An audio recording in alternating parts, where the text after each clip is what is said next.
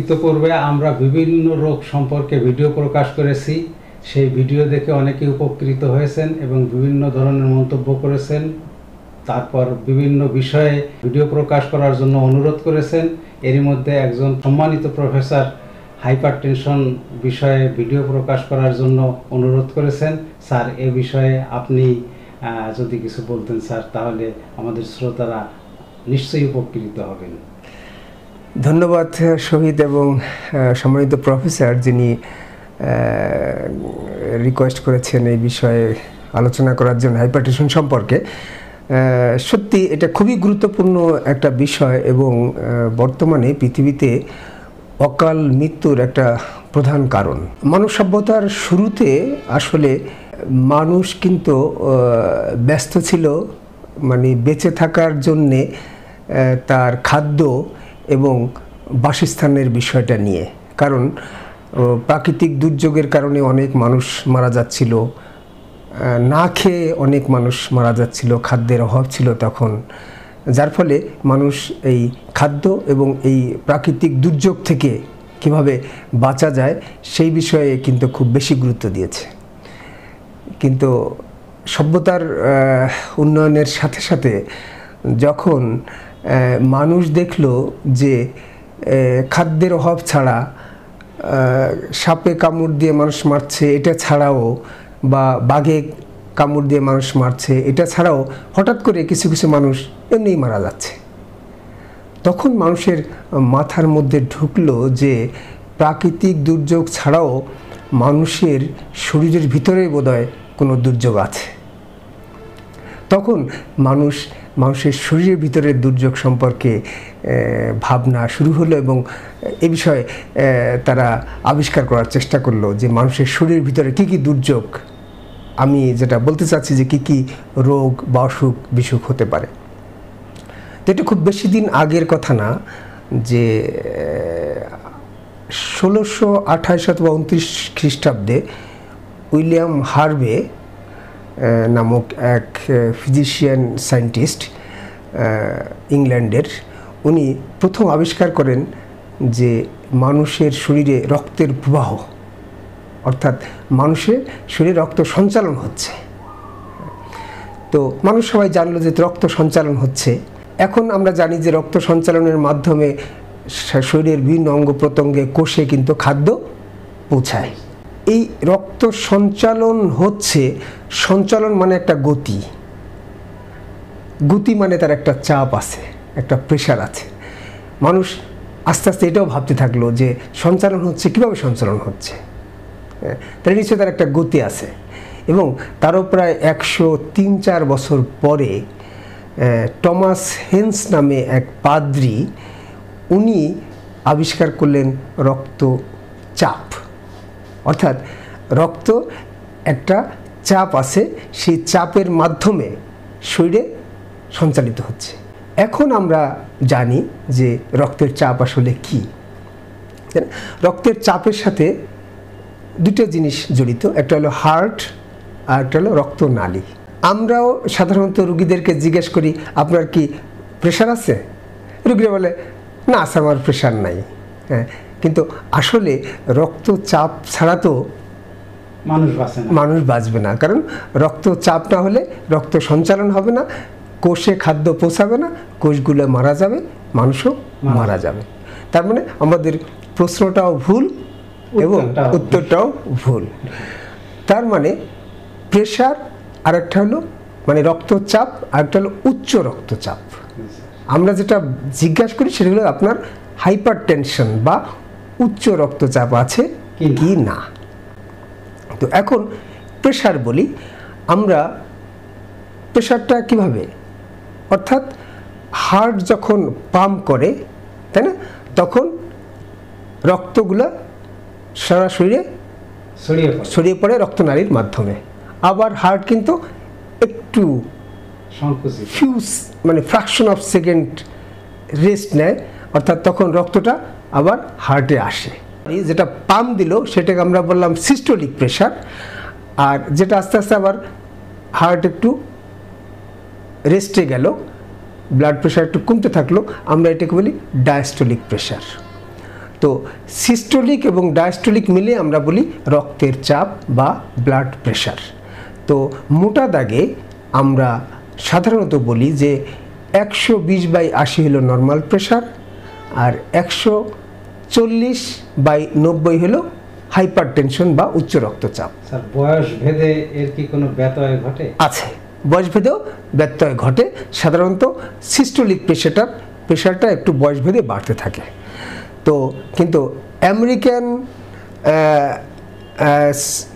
মানে cardiac society, হ্যাঁ, তারা কিন্তু, অথবা আমেরিকান কলেজ অফ কার্ডিওলজি, তাদের কিন্তু একটা ব্লাড প্রেশারের একটা ক্রাইটেরিয়া বা একটা স্টেজ আছে বা একটা গ্রেডেশন আছে।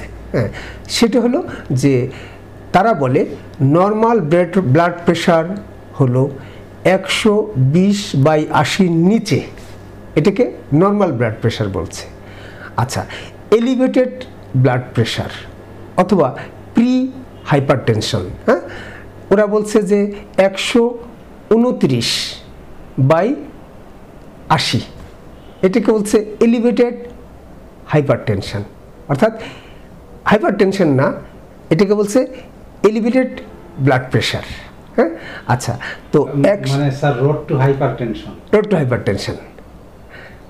আচ্ছা, তো 130 থেকে 139, হ্যাঁ, বাই 80 থেকে 89, এটাকে ওরা বলছে গ্রেড 1 হাইপারটেনশন। হ্যাঁ, আচ্ছা, তো 140 থেকে উপরে এবং 90 অথবা 90-এর উপরে যখন প্রেশার হয়, অর্থাৎ 140/90 বা তার উপরে, এটাকে আমরা আমেরিকান কলেজ অফ কার্ডিওলজি এরা বলছে যে গ্রেড 2 হাইপারটেনশন। আর একটা স্টেজ আছে, সেটা হলো বলে হাইপারটেনসিভ ক্রাইসিস। অর্থাৎ 180/120-এর উপরে যখন প্রেশার হয়, তখন এটাকে আমরা বলি হাইপারটেনসিভ ক্রাইসিস। হ্যাঁ, তাহলে আমরা কি করলাম যে প্রেশার কাকে বলে, হ্যাঁ, তারপরে হাইপারটেনশন কাকে বলে এবং কয় ধরনের হাইপারটেনশনের স্টেজ আছে, তাই না, এটা আমরা দেখলাম, ক্লিয়ার হলাম। তো এরপরে আমরা আসবো যে কয় ধরনের হাইপারটেনশন হইতে পারে, তাই না। একটাকে আমরা যে হাইপারটেনশন সম্পর্কে আলোচনা করলাম, হ্যাঁ, সেটাকে আমরা বলি প্রাইমারি হাইপারটেনশন অথবা ইডিওপ্যাথিক হাইপারটেনশন, অথবা এটাকে আমরা বলছি এসেনশিয়াল হাইপারটেনশন। হ্যাঁ, আরেকটা আছে সেকেন্ডারি হাইপারটেনশন। হ্যাঁ, আচ্ছা, তো প্রাইমারি হাইপারটেনশন আমরা বলছি যেটা হাইপারটেনশন নিজেই একটা রোগ। হ্যাঁ, এটাকে আমরা বলছি প্রাইমারি হাইপারটেনশন। আচ্ছা, সেকেন্ডারি হাইপারটেনশন আমরা কাকে বলছি, যে অন্য রোগের কারণে, তাই না, যে অন্য রোগের কারণে যে হাইপারটেনশনটা হচ্ছে, প্রেশার যে বাড়তেছে, সেটাকে আমরা বলছি সেকেন্ডারি হাইপারটেনশন। আচ্ছা, এখন কি কি রোগের কারণে হাইপারটেনশন হতে পারে, তাই না। আচ্ছা, আমরা সাধারণত যেটা ধরি যে আমরা দেখি যে কোনো এন্ডোক্রাইন ডিজিজের কারণে, যেমন কোন সিনড্রোম, তাই না, সেটাকে হাইপার অ্যালডোস্টেরনিজম বলে, তাই না। তারপরে কুশিং সিনড্রোম, ফিওক্রোমোসাইটোমা, হ্যাঁ, তারপরে ডায়াবেটিক্স, হ্যাঁ, থাইরয়েড ডিসঅর্ডার, হ্যাঁ, তারপরে কিডনির কোনো অসুখ, হ্যাঁ, কিডনির অসুখ, ক্রনিক কোনো কিডনির অসুখ, হ্যাঁ, তারপরে পলিসিস্টিক কিডনি ডিজিজ, হ্যাঁ, জন্মগতভাবে হার্টের কোনো অসুখ, হ্যাঁ, তারপরে জন্মগতভাবে রক্তনালীর কোনো অসুখ, হ্যাঁ, এই অসুখগুলোর কারণে সাধারণত হাইপারটেনশন, সেকেন্ডারি হাইপারটেনশন হয়ে থাকে। তো আমরা দেখলাম hypertension, secondary hypertension, primary hypertension. হ্যাঁ, তো এখন আমরা আলোচনা করব প্রাইমারি হাইপারটেনশন সম্পর্কে, তাই না। আচ্ছা, তো পৃথিবীতে প্রায় বয়স্কদের মধ্যে প্রায় 1.2 বিলিয়ন লোক। বয়স্ক বলতে আমরা কত বছর? 30 থেকে 79 বা 80 এরকম। হ্যাঁ, এই রোগের মধ্যে, এই বয়সের মধ্যে প্রায় 1.28 বিলিয়ন মানুষ এই উচ্চ রক্তচাপে ভুগতেছে সারা পৃথিবীতে। আচ্ছা, তার মধ্যে 46% মানুষ কিন্তু জানেই না তাদের হাইপারটেনশন আছে আছে। 42% মানুষ জানে এবং চিকিৎসা নেয় হাইপারটেনশনের। তার মধ্যে আবার 21% মানুষ এই হাইপারটেনশন কন্ট্রোলে রাখতে পারছে। আমি বুঝাইতে পারছি? হ্যাঁ, কন্ট্রোলে মানে স্যার সে ট্রিটমেন্ট হয়ে হ্যাঁ, বা যে কোনোভাবে সে কন্ট্রোল করতে পারছে 21% মানুষ। হ্যাঁ, তো হুর একটা টার্গেট আছে যে সে 2030 সনের মধ্যে এই হাইপারটেনশন 33% কমায় আনতে চায়। হ্যাঁ, এটা হুর হলো টার্গেট। হ্যাঁ, তো এখন আমরা আসবো হাইপারটেনশনের সিমটম, তাই না? আমরা কিন্তু primary war talking about the primary hypertension. Okay, symptom. In fact হাইপারটেনশনকে বলে দিস দ্য সাইলেন্ট কিলার। তার মানে এর কোনো সিমটম নাই। হ্যাঁ, এটাই সবচেয়ে ভয়াবহ। হ্যাঁ, কোনো সিমটমই প্রকাশ পায় না সাধারণত। হঠাৎ করে একটা লোক মারা গেল, হ্যাঁ, কোনো সিমটম প্রকাশ পায় না। সিমটমের মধ্যে কি, যে হ্যাঁ একটু অনেকের ঘাড় ব্যথা করে বা একটু মাথা মাঝে মাঝে ব্যথা করে, নর্মালি তো মানুষের এটা করে, যার ফলে মানুষ আবার একটু মাথা ব্যথার ওষুধ খাইলো, হয়তো কমে গেল, তাই না? মানুষ এটা নিয়ে আর খুব একটা ডাক্তারের কাছে যায় না, চিন্তাও করে না, ভাবে না। হ্যাঁ, তো এই জন্য এটাকে সাইলেন্ট কিলার বলতেছে, তাই না? সিমটম নাই, কিন্তু সিমটম না থাকলেও এর কিন্তু কিছু রিস্ক ফ্যাক্টর আছে। হ্যাঁ, রিস্ক ফ্যাক্টর আমরা কী বলছি, যে দেখো এইজ, বয়স একটা রিস্ক ফ্যাক্টর। হ্যাঁ, কেমন, যে মানুষের বিশেষ করে পুরুষদের কিন্তু হাইপারটেনশন বেশি হয়। হ্যাঁ, ধরো 60-এর উপরে, এখন তো 40-এর উপরেই হাইপারটেনশন হচ্ছে। হ্যাঁ, যে বয়সের একটা ফ্যাক্টর, 60-এর উপরে গেলে পুরুষদের।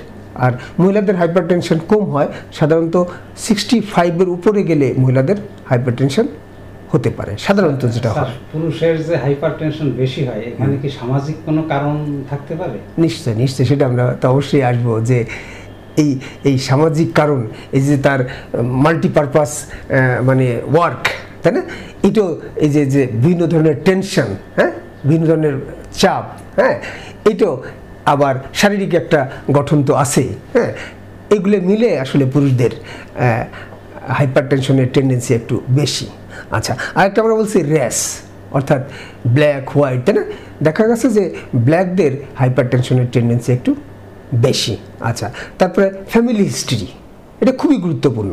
এই জিনিসটা কিন্তু খেয়াল, এই যে আমি যে রিস্ক ফ্যাক্টরগুলোর কথা বলছি, এগুলো কিন্তু খেয়াল রাখতে হবে, যে এই বিষয়গুলো কিন্তু ফ্যামিলি হিস্ট্রি, যদি তোমার বাবা, তোমার দাদা, তোমার নানা, তোমার নানি বা তোমার দাদির বা তোমার মা, হ্যাঁ, এদের যদি হাইপারটেনশন থাকে, তাহলে কিন্তু তোমার আগের থেকেই তোমাকে এই ভাবতে হবে যে আমাকে সাবধানে চলতে হবে, আমি যেন প্রেশারটাকে কন্ট্রোলে রাখতে পারি, বা আমার মাঝে মাঝে প্রেশারটাকে চেক আপ করতে হবে, যে প্রেশার আমি ওই এইজে গেলে যে প্রেশারটা রাইজ করলো কি না, তাই না? আচ্ছা, আরেকটা হলো যে ওভার ওয়েট, ওবেসিটি। হ্যাঁ, যারা মোটা মানুষ, হ্যাঁ, যাদের চলাফেরা একটু কম, হ্যাঁ, এক্সারসাইজ কম, হ্যাঁ, বসে থাকে সবসময়, হ্যাঁ, বসা কাজ, হ্যাঁ, চলাফেরা করে না, হ্যাঁ, এদের কিন্তু হাইপারটেনশন হওয়ার সম্ভাবনা বেশি, তাই না? স্যার, আমরা জানি যারা বসে থাকে, অলস বসে থাকে, তাদের ডায়াবেটিস হওয়ার সম্ভাবনা বেশি থাকে।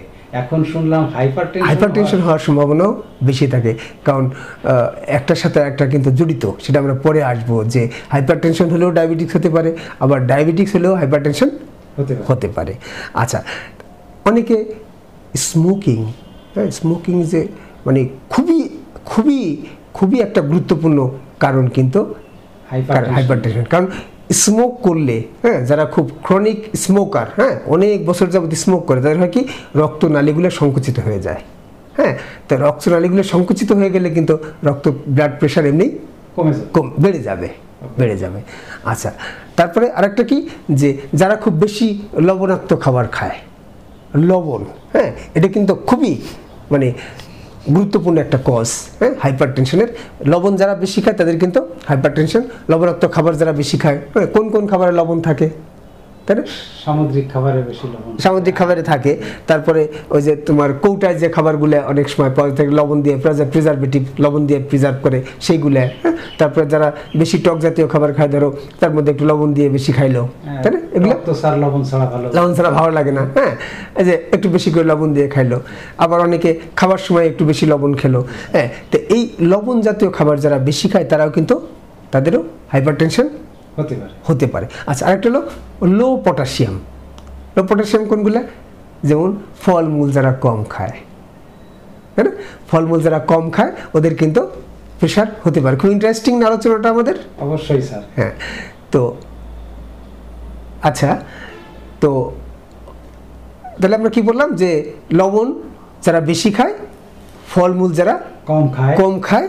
আচ্ছা, তারপরে যারা অনেকে বেশি ড্রিঙ্ক করে, তাই না, অ্যালকোহল যারা নেয়, হ্যাঁ, তাদেরও কিন্তু হাইপারটেনশন হওয়ার সম্ভাবনা বেশি থাকে। আচ্ছা, আর একটা খুব গুরুত্বপূর্ণ বিষয় নিয়ে কথা বলবো, সেটা হলো যে প্রেগনেন্সি, তাই না? প্রেগনেন্ট উমেনদের কিন্তু রক্তচাপ বেশি হওয়ার টেন্ডেন্সি থাকে। এই জন্যেই আমরা প্রেগনেন্ট উমেনদের যে বারে বারে চেক আপ করতে বলি, তাই না? এটার কারণটা কি যে তার প্রেশারটাকে মাইপে দেখা। এখন তার যদি প্রেশার বেশি থাকে তখন কিন্তু অনেক মানে বাচ্চার জন্য অনেক ক্ষতিকর, বাচ্চার গ্রোথ ভালো হয় না, ইভেন বাচ্চা পেটের মধ্যে মারা যেতে পারে, হ্যাঁ। এই প্রেগনেন্ট উমেনদের ক্ষেত্রে খুব সাবধানতা অবলম্বন করতে হবে, হ্যাঁ, যে এই সমস্ত রিস্ক ফ্যাক্টর। আচ্ছা, আমি বলছিলাম যে প্রাইমারি হাইপারটেনশন সাধারণত একটা নির্দিষ্ট বয়সে গেলে হয়, তাই না?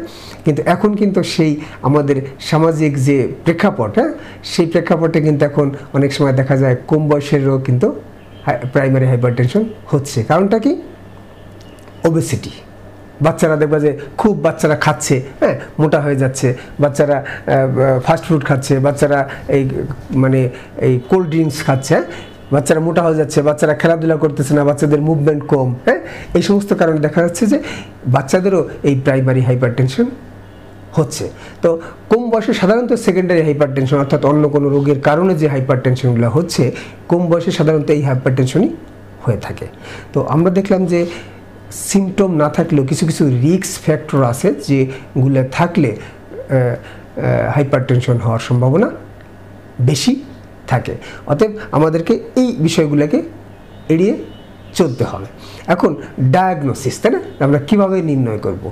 এখন প্রেশার হাইপারটেনশন তার আছে কিনা সেটা নির্ণয় করার একমাত্র কারণই হলো তার প্রেশার মাপা, পরিমাপ করা, হ্যাঁ।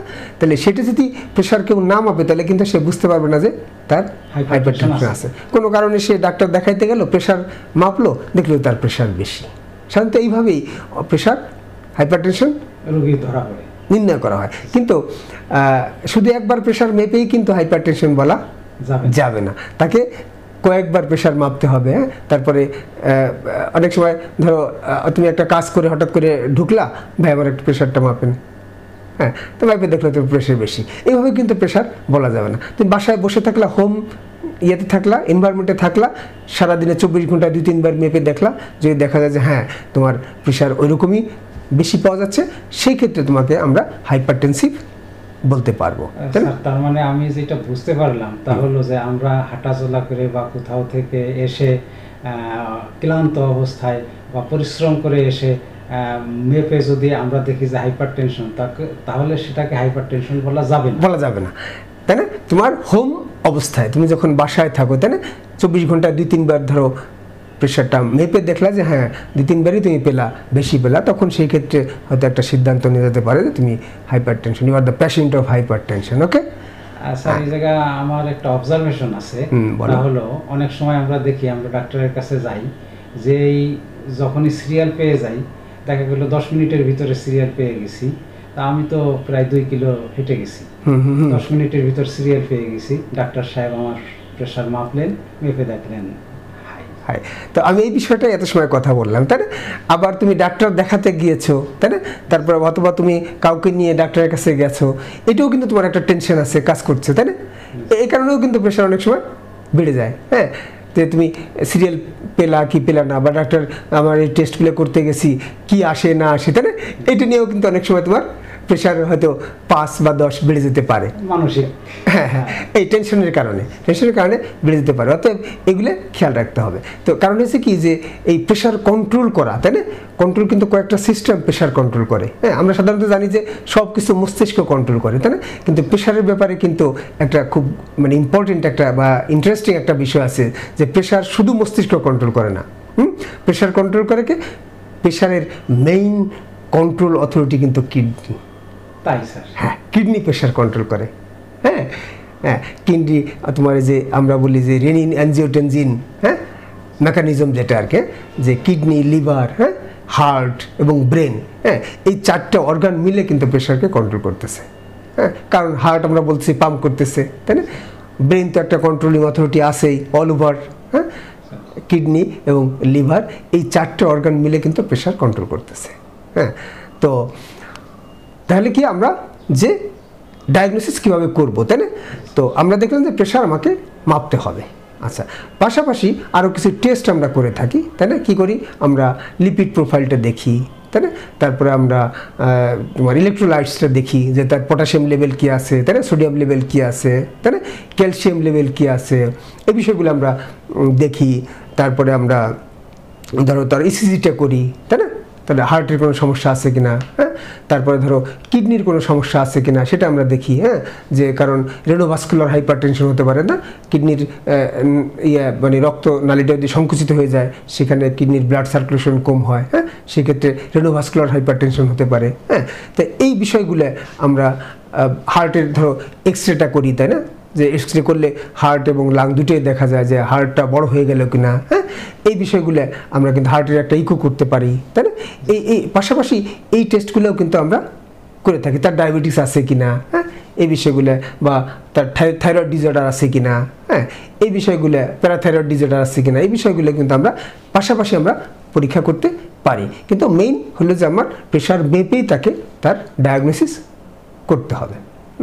আচ্ছা, তো চিকিৎসার আগে আমরা আরও কিছু বিষয় জানি যে এই যদি আমি ধরে চিকিৎসা আমরা না করলাম বা প্রেশার কন্ট্রোল না করলাম, তাই না? তাহলে সেক্ষেত্রে আমার কিছু কিন্তু কি সমস্যা দেখা দিতে পারে, তাই না?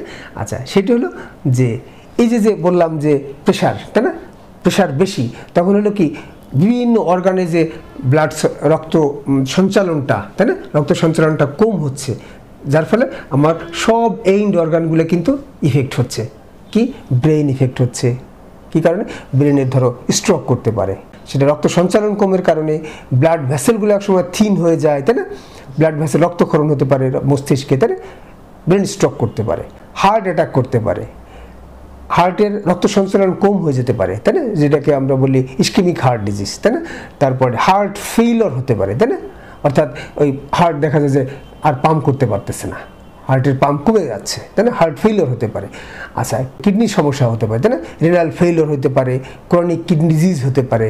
তারপরে রক্তনালীর সমস্যা হতে পারে, যে রক্তনালী প্রেশার বেড়ে বেড়ে রক্তনালীটা অ্যানিউরিজম আমরা বলি, অ্যানিউরিজম অফ অ্যাওর্টা, তাই না? এই রক্তনালীর সমস্যা হতে পারে, তাই না? তাহলে এই সমস্ত অর্থাৎ হার্ট, কিডনি, ব্রেন, রক্তনালীর সমস্যার কারণে সব অর্গানই কিন্তু ইফেক্ট করতে পারে যদি আমরা রক্তের প্রেশার, তাই না, ব্লাড প্রেশার নিয়ন্ত্রণে না রাখি। আমাদের নিয়ন্ত্রণ রাখাটা খুবই গুরুত্বপূর্ণ। তার মানে আমাদের এখানে নিয়ন্ত্রণ অর্থাৎ প্রতিরোধ এবং চিকিৎসার বিষয়টা চলে আসছে। আমরা চলে আসছি কীভাবে আমরা চিকিৎসা করব। আচ্ছা, তো কি কারণে কিভাবে হাইপারটেনশন হয় আমরা অলরেডি জানলাম যে প্রাইমারি হাইপারটেনশন কি কারণে হতে পারে, সেকেন্ডারি হাইপারটেনশন কি কারণে হতে পারে।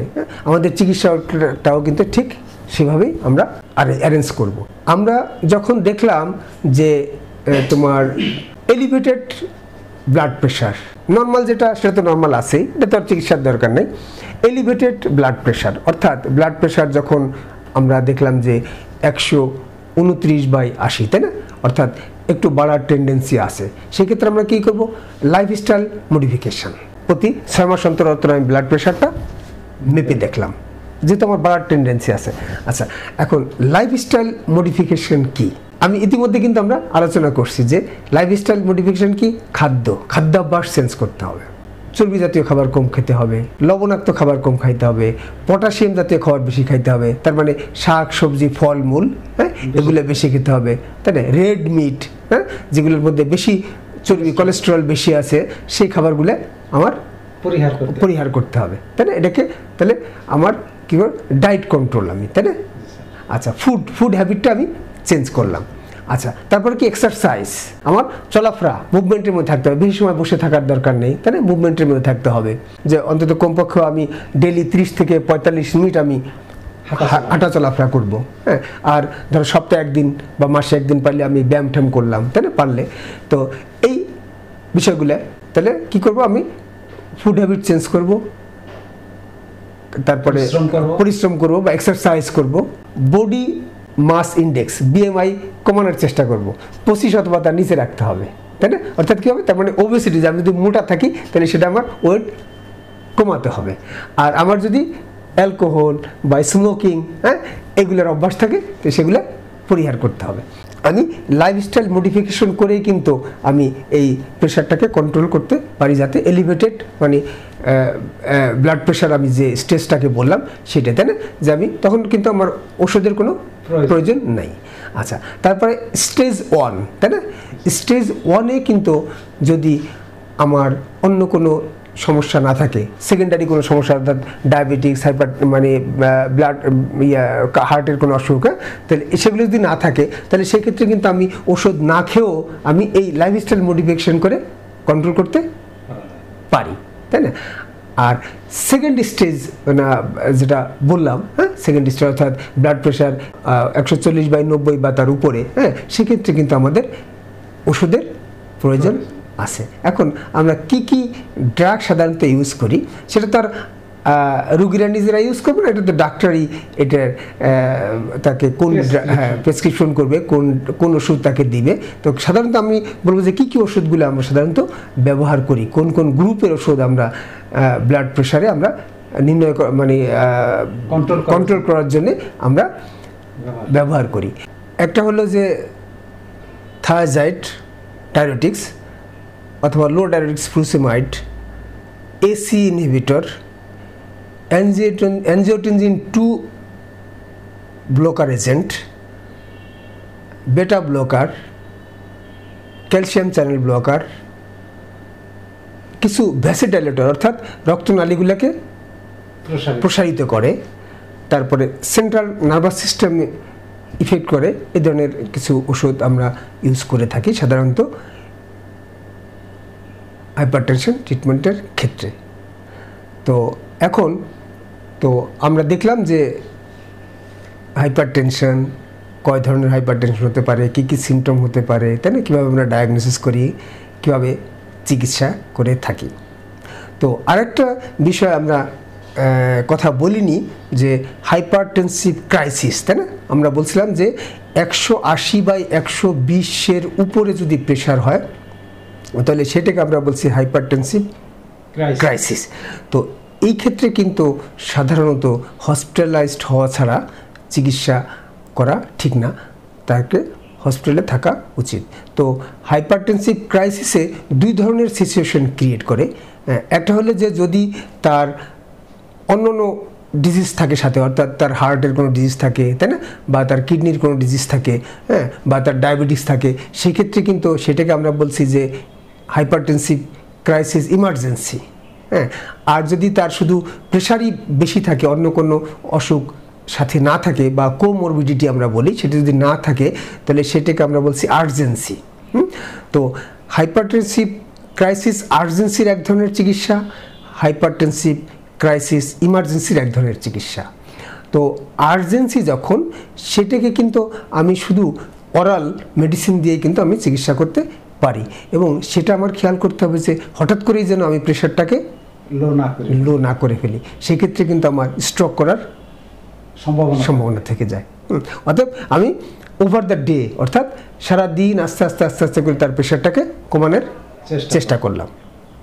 আর যেটা ইমার্জেন্সি, সেটা আমি কি করব, সেটা হয়তো আমার কিছু শুধু মুখে ওষুধ দিলেই হয়তো কন্ট্রোল না হতে পারে, সেক্ষেত্রে আমার হয়তো ইনজেক্টেবল ফর্মে আমাকে কিছু ড্রাগ দেওয়া লাগতে পারে, এবং সেক্ষেত্রে আমি সেটাও কিন্তু আমি হঠাৎ করেই প্রেশার কমালে কিন্তু সেক্ষেত্রে স্ট্রোক করার সম্ভাবনা থাকতে পারে। সেক্ষেত্রে আমি কি করব, যে হয়তো কয়েক ঘন্টার মধ্যে আমি প্রেশারটাকে আস্তে আস্তে আস্তে আস্তে কন্ট্রোল নিয়ে আসার চেষ্টা করব। তো এইভাবেই আমরা সাধারণত প্রেশার বা হাইপারটেনশন বা উচ্চ রক্তচাপের চিকিৎসা করে থাকি। আবারও সেই প্রেশার বলে ফেললাম, কারণ ওই আমাদের সেই প্রেশার বলতে বলতে অভ্যাস হয়ে গেছে, আসলে হাই প্রেশার, তাই না? কারণ প্রেশার তো মানুষের থাকবেই। তো আমরা দেখলাম যে হ্যাঁ, হাইপারটেনশন, তার চিকিৎসা, তাই না, তার ডায়াগনোসিস, কীভাবে আমরা কন্ট্রোল করতে পারি, সেগুলো সবই দেখলাম।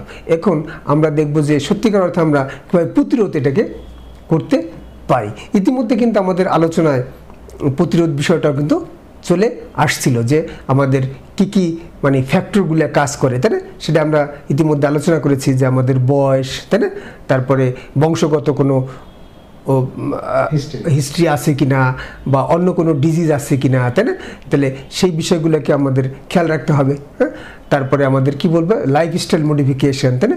লাইফস্টাইল চেঞ্জ করতে হবে, অনেক সময় এক জায়গায় বসে থাকা যাবে না, হ্যাঁ, সবসময় মুভিংয়ের উপরে থাকতে হবে, টেনশন কমানোর চেষ্টা করতে হবে, যাতে করে আমি খুব বেশি টেনশনের কাজ না করি, হ্যাঁ, বা আমি সবসময় রিল্যাক্স থাকার চেষ্টা করি। হ্যাঁ, আমি যে কাজ যত টেনশনই যত প্রেশারই আমার থাক, কিন্তু আমি সেটাকে একটা সেফ কন্ট্রোল ব্যবস্থা আমার নিজের মধ্যে তৈরি করতে হবে। এটা যদিও খুব কঠিন, কিন্তু তারপরেও মানুষকে কিন্তু এটা চেষ্টা করতে হবে। মানুষ অনেকেই কিন্তু চেষ্টা করে এটার সফল হয়েছে, যে আমি কিভাবে আমার প্রেশারটাকে, তাই না, অর্থাৎ মেন্টাল প্রেশারটাকে আমি কিভাবে কমাতে পারি বা রিল্যাক্সে রাখতে পারি।